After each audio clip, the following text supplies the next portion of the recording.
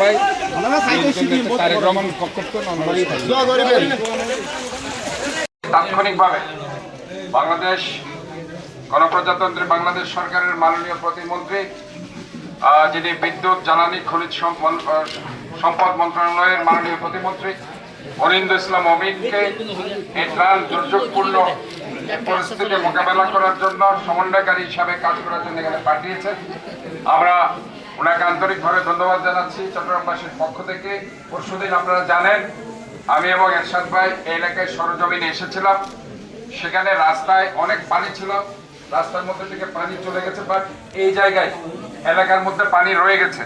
আমি আপনাদেরকে যেটা আশাবাদ ব্যক্ত করতে চাই, আমরা 12টা সেন্টারে, আপনারা জানেন যে পাহাড় ধসে যারা ঝুঁকিপূর্ণ জায়গায় আছেন তাদেরকে আমরা ম্যাক্সিমাম জায়গা থেকে আমরা নিয়ে আসার চেষ্টা করেছি। আমাদের জেলা প্রশাসক এখানে আছেন জাহিদ সাহেব, উনি অনেক আন্তরিকভাবে কাজ করেছেন এখানে, এবং সেখানে প্রায় 600-র অধিক, গতকালকে রাত্রে প্রায় 750 জন আমরা কাউন্ট করেছি, এবং প্রথম দিন থেকে আজ অবধি আমরা সেখানে খাবার দিয়ে যাচ্ছি।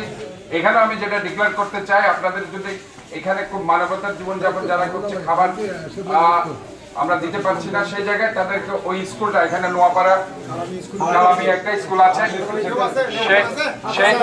সেই স্কুলে ইনশাআল্লাহ আমরা সেটা দায়িত্ব নিচ্ছি। আরেকটা জিনিস হচ্ছে, আপনাদেরকে আমি বলতে চাই, একটু ধৈর্য ধরতে হবে। মাননীয় প্রতিমন্ত্রী যেভাবে ইনস্ট্রাকশন দিয়েছেন, আমাদের 34th brigade army engineering core এখানে বিশেষ করে আপনাদের এলাকার সংসদ সদস্য জনাব এরশাদুল্লাহ শেখ রাত দিন কষ্ট করে যাচ্ছেন আপনাদের জন্য। অত্যন্ত আন্তরিক এই লোকটি, সে অসুস্থ শরীর নিয়ে যেভাবে ঘুরে বেড়াচ্ছেন গত 7-8 দিন থেকে, আমরা ওনাকে আন্তরিকভাবে ধন্যবাদ জানাই।